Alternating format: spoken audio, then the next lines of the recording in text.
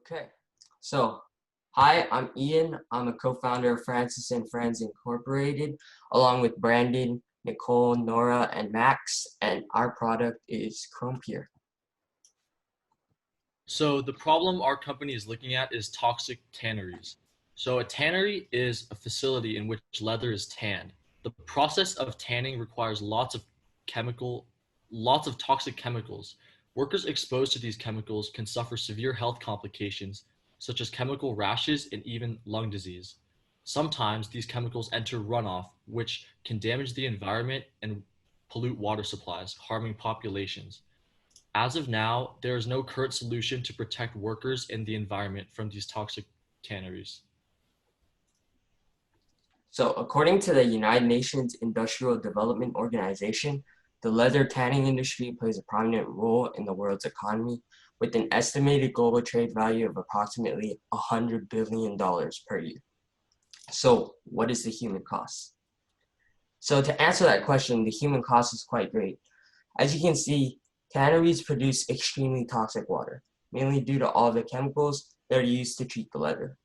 The chemicals change the color of the water and create a really unsafe environment. Workers and others who are exposed to the water are more prone to the diseases aforementioned.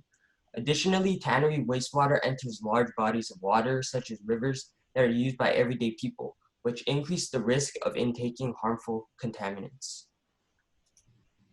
So one of the main pollutants that tanneries produce is chromium-3. Tanneries utilize chromium to stabilize the leather by cross-linking collagen molecules. If workers are exposed to this chromium, they will experience renal damage, lung disease, and even dermatitis if it touches the skin. So worldwide, chromium population affects millions of people in South Asia and South America. These countries have less safety guidelines and produce tannery wastewater, which will only continue to affect more if left untreated. Our solution to human and environmental chrome tannery pollution is ChromePure, a multi-chamber water filtration system that cleanses tannery wastewater for recycling. ChromePure filters the most harmful tannery byproducts, including suspended solids, carcinogens and toxins, ions, and heavy metals, especially chromium-3 and chromium-6. ChromePure functions with a simple three-step process. First, tannery wastewater is poured into the upper funnel. Next, gravity pulls wastewater through each of the 4 main filter chambers, each designed to remove specific contaminant particles. Finally, clean water collects in a lower tank with a valve to recycle filtered water. The red arrows in the right-hand diagram follow ChromePure's largest to smallest particle filter design. Stainless steel mesh is ChromePure's first filtration mechanism that helps prevent overall clogging. The steel mesh traps visible suspended particles, including hide skin, fibers, and dirt. In the first main filter chamber, silica sand captures particles on the milliscale that slip through the protective steel mesh layer. The first nanofiltration chamber involves packed activated carbon powder. Activated carbon's aromatic rings and pi stacking abilities allow for its absorption of irritating chemical solvents and organic molecules, such as anthracene and formaldehyde. Activated carbon's high surface area and microporosity allows for its absorption of larger molecules, such as collagens loosened from hide skins. The next nanofiltration chamber uses a thin film composite membrane with a spiral wound structure that captures ions from acid and salt dissociation in tannery chemicals, including chlorides, sulfates, and formates, while allowing water to permeate through.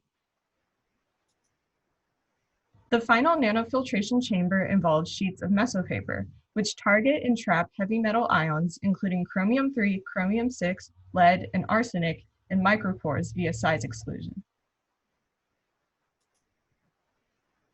So how does ChromePure compare to existing solutions? As of now, there are very few, if any, effective solutions being implemented widespread, but one of these solutions includes activated cowbone charcoal. And this effectively targets and absorbs toxins, and we're actually going to include this into our design in the form of activated carbon, which is a more sustainable plan. Another existing solution is earthworm vermiculture, which is an eco-friendly and effective solution. However, this requires the constant replacement of worms, and so it requires a lot of maintenance.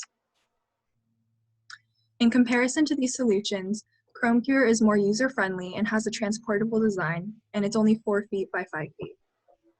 ChromePure also prevents the poisoning and contamination, and it enables for easy water recycling, which allows us to save money and resources and for cleaner quality leather. So the customers our company is trying to market to are commercial companies such as those in China, Italy, and the United States, and international tannyards such as those in Bangladesh and India.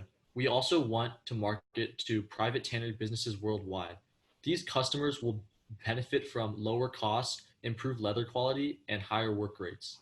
The consumers who will be directly benefiting from our product are tenured laborers and people surrounding affected water sources. These consumers will benefit from a healthier and safer environment. Based on the data in the graph, the, the leather market is only increasing in the coming years. As the leather market increases, demand for our product will increase as well. The market for chrome tanneries has little competition, but in comparison to all the existing solutions, our invention proves to be the most economically efficient. Unlike active cowbone charcoal, ChromePure targets a wider range of particles, making for more effective purification, and so the cost is more worth the benefits for our product. And unlike earthworm vermiculture, ChromePure is more self-sufficient, requiring less maintenance. Okay, now that we've gone over the product, let's go through our plan. The first year, we're expecting to need about $870,000 in funds to manufacture about 250 filters. Using this money, we're also going to hire a small team, including us, which we are going to pay ourselves a small amount, but not as much as the other people. And then another purchase that is not expected and other groups don't do is we're going to purchase office art. This purchase is to make the mental health of our workers better, and so they feel more comfortable in their workspaces. Next, we're going to outsource manufacturers, as we don't want to do the manufacturing ourselves, as that'll be too costly. And then after that, we're going to start running testing trials and file for US and international patents to protect our product. And after the patents are filed, we're going to start developing prototypes and start small-scale marketing to get our product out there. And the sale price for one filter is going to be about $2,000. Year 2, we're going to need about $1,450,000 in funds to produce about double the first year's filters of 250 filters and produce 500 filters. In year 2, we're going to receive our patent and establish a filter waste disposal service, as the filters will produce waste and people might not have a way of disposing it. So we're going to have a side company that's going to also dispose of the waste. And then we're going to consult with customers and get feedback and try to update our filter to see if there's any problems that we could try to fix and make it more efficient. And then after we get the feedback, we're going to start a market study and then after the market study, we're going to have a large scale production and expand our team.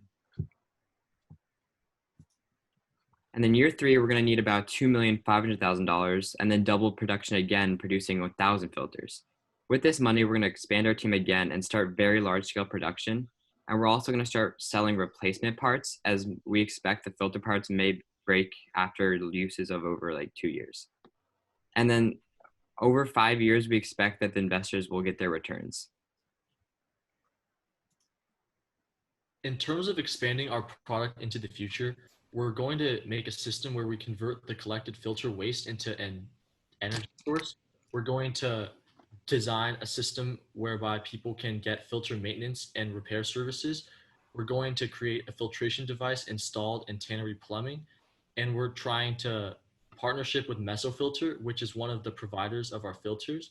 And lastly, we're trying to adapt our product for vegetable tanning, textile, aquaculture, agriculture, and mining industries.